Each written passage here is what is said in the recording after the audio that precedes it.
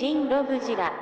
Announced and unveiled sometime in the early spring, retro color pink Hedorah was a personal, eye-catching must from the word go. Coated in polluted pink, metallic oil slick purple, and then some. Is Hedorah repaint number 3 worth buying? Let's find out. And as per usual, let's take a look at the tag first, and let me just say, this is beautiful.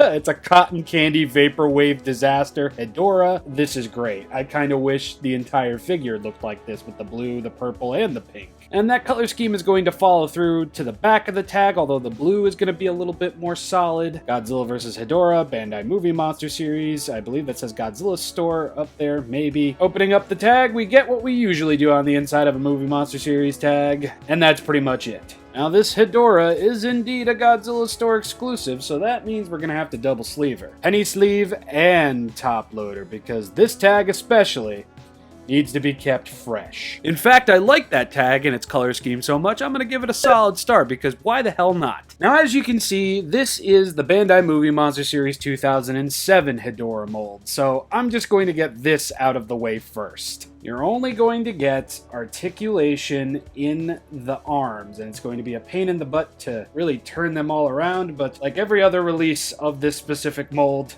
only in the arms, nothing in the legs, head, and or tail. Basic as sin, but a solid star because that's what it's always had, and I've never expected any more or any less out of it. Now, let's take a look at the paint and detail. I didn't know that I needed a pink and metallic silver and purple Hedorah until I really saw it. Man, let me tell you, it really doesn't disappoint. Not too much different going on with the eyes, red, yellow, black pupils, the same. The metallic silver paint on mostly Hedorah's face and chest and a little bit on the hands really is nice. It helps really pop the detail this mold has. And I don't know, I just really can't get over how cool it looks. I mean, I'd take a wholly metallic Hedorah figure any day of the week. But I'm also a bit of a Hedorah slut, so I'd take any color of Hedorah any day of the week. Retro color green, I'm going to say it like 5 times in this video. Please. No.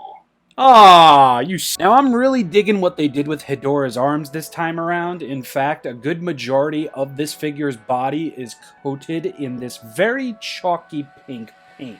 We'll get back to that in a couple of minutes. And because the figure is made out of translucent vinyl, you're actually going to see some of the purple starting to peek through from the underside over here. Also a very cool, probably unintentional feature. And thankfully that is going to be present on Hedorah's other arm as well, coupled with the metallic purple and the silver that was meant to be there and seen. Speaking of which, as random of a color scheme as this is, I really do dig it. Metallic purple and silver on pink, very, very cool. I just wish there was maybe a tiny bit more metallic purple, as most of Hedorah's face is silver, yet the purple only really coats the top of the head, the knees, the top of the hands, and some parts of the back. Well, it's more so present on the back than anywhere else. All I'm really trying to say is I wish it was a little bit more present on the front side of the figure, because it does look rather fantastic. Hedorah's feet and legs are going to be drippy magoo as per usual, as is the majority of Hedorah's body, as we're very used to seeing at this point.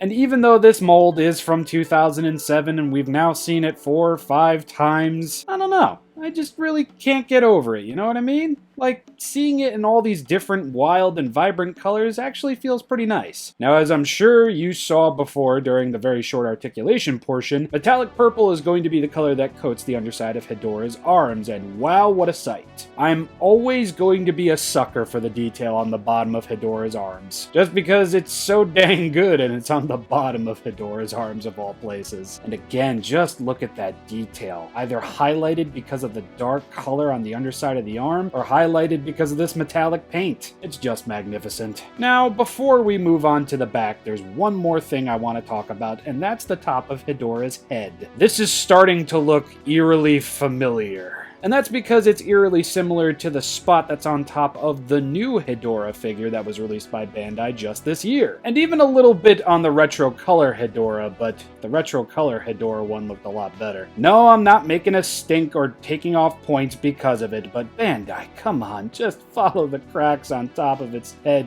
please. Wow, I really forgot just how much taller the new Hedorah mold is over the 07 one. And now we can take a look at the back of Hedorah, and boom, boom, boom, boom, boom. The silver, the purple, the blending of the colors back here, man. This is magnificent. This is probably the best looking part on this figure, to be honest. I love how this silver feels more like a highlight than anything else. How it's just highlighting the sides of Hedorah's back and such. And then it's just completely lost in this deep velvety purple. Oh my god, the way this just explodes into your corneas and shows you all the amazing details on there, unseen to that of the naked eye. This is just magnificent, dude. And we are going to get more silver paint on the opposite side over here. And yeah, this is just really, really nice looking, man. It's really hard to not look at it and just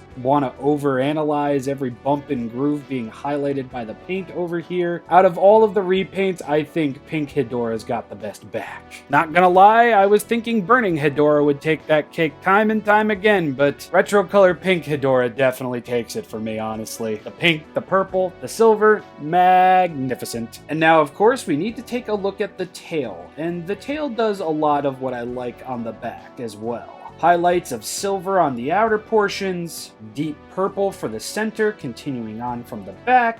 It's pretty. It's cool.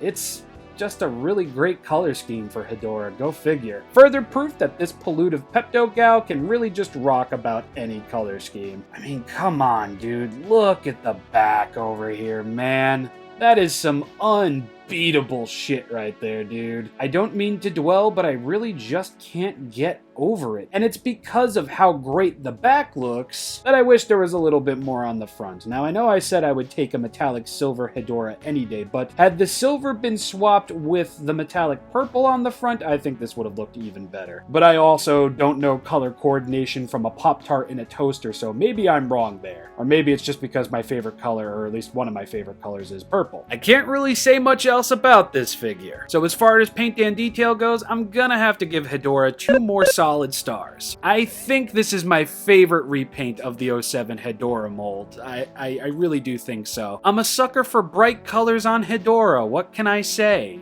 I'm surprised I don't have more of those Marmot Hedorahs that they make like 29,000 of in a year. But anyway, before we end this video off, let me show you something.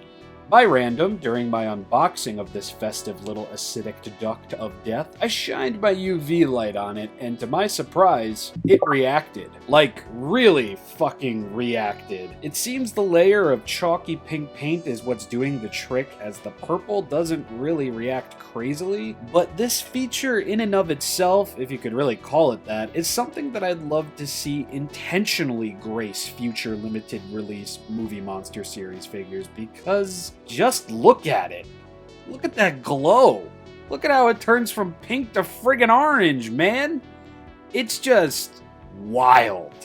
I can't even imagine what a retro color green Hedorah would look like under this. Unintentional UV light reaction. Yes. It might have been entirely unintentional, but I think that warrants an entirely unintentional but intentional solid star for happy mistakes. But anyway, let's move on over into size comparisons and end this video off. Definitely not an instant must-have for everybody, but for a Hedorah fan like myself, and a wild and crazy color scheme fan, also like myself, this really hit the nail on the head. And the unintentional UV light effect only strengthens my love for this smoggy, drippy thing. And now, all I really do need is a retro color green Hedorah. Or blue. Or yellow. Or retro red. That would be cool. Believe me, I know I can only talk about a singular mold for ever so long, but just the fact that Hedorah keeps killing it with these repaints might actually cause me to just talk about every single one of them. Again, this is the 3rd repaint now that we've gotten of this mold, but it just works, man. It really does. And the fact that Marmot's been doing it for so long, and now the movie monster series is catching on, maybe we'll see more of retro color versions of Hedorah. But that's about enough out of me, everybody. I do so hope you enjoyed this review. I will see you all next week for a review of the Good Smile Company Nendoroid Pelops 2. I'm going to take a day or 2 off just to recharge the old batteries, and then it's back to scheduled content. So I'll see you then, I'll see you there. Have a lovely rest of your weekend, and excellent. Yes, excellent. Bye.